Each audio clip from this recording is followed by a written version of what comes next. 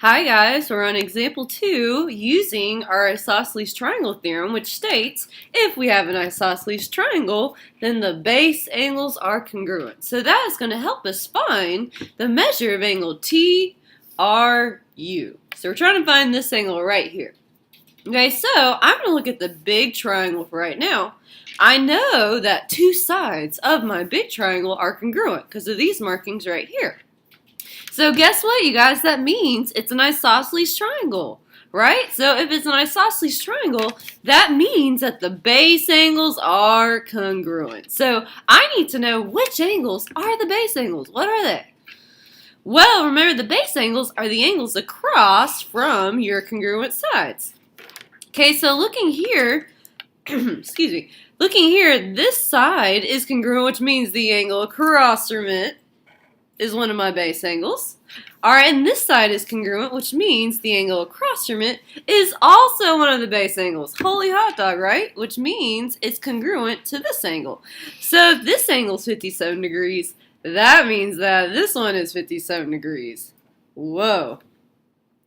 Okay, and I'm still looking at the big triangle right now. So right now, I'm only focusing on this triangle right here, the big guy.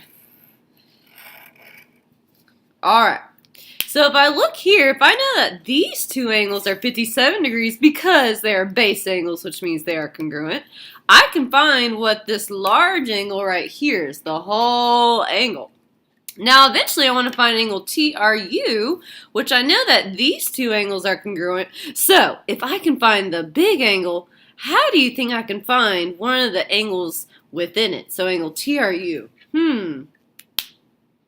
You guys are so smart. If I know the big angle and these two are congruent, I can divide the big angle by 2 and bam, I'll know TRU. So first, I need to find the large angle. So if I know these two in the triangle, using the triangle angle sum theorem, I know that all three angles in a triangle add up to be 180.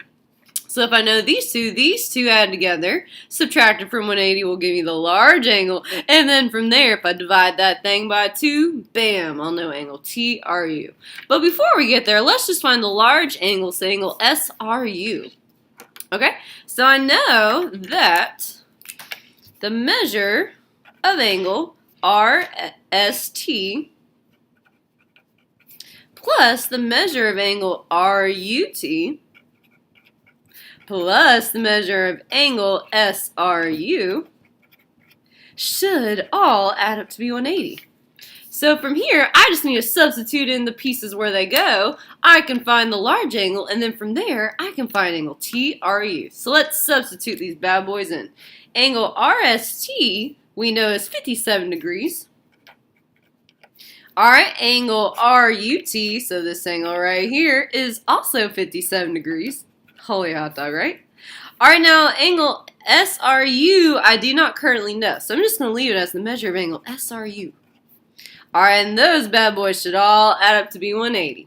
Alright guys, let's start combining our like terms. So 57 plus 57, that's going to add to be 114 degrees. So 114 degrees plus the measure of angle SRU equals 180. Alright, and the way I bring 114 to the other side, since it's a positive 114, the way I bring that thing over is by subtracting it on both sides. Alright, which 114 minus 114 cancels and turns to 0. 180 minus 114 will give me, let's see here, 76 degrees. Holy hot dog. Alright, so the measure of this large angle right here is 76 degrees. So the measure of angle SRU equals 76 degrees. Alright, so I know the big angle is 76 degrees. I'll label in purple since I labeled the big angle as purple, so that's 76 degrees. So I know the big angle, but now I must find angle TRU, which is this piece of the big angle. And these two nifty symbols right here mean that this is congruent to that. Okay, so if I know these two angles are equal, and I know the large angle is 76, how can I find what angle TRU is? You guys are so smart. Since this is the entire angle and this is half of it, I just have to divide 76 by 2, and then I will know the measure of angle TRU, which I'm going to solve for TRU over here where I have some space. Okay? So I know the measure of angle TRU equals half of 76 degrees. So 76 degrees divided by 2, which 76 degrees divided by 2 will give me 38 degrees. Holy hot dog! I found it. Yay! So that means this side is 38 degrees, which means this side is also 38 degrees. So each of these say 38 degrees. I know it's kind of hard to see. Everything's kind of all cramped together. So this angle's 38 and this one's 38. Yay! So the measure of angle, I'll write it down here. The measure of angle T to the R to the U is 38 degrees. And bam! This problem is donezo. Wasn't that fun times, you guys? I totally agree. I thought it was fun times too. We have so much in common, you guys. Alright guys, now we're on to our next fun example. Have fun!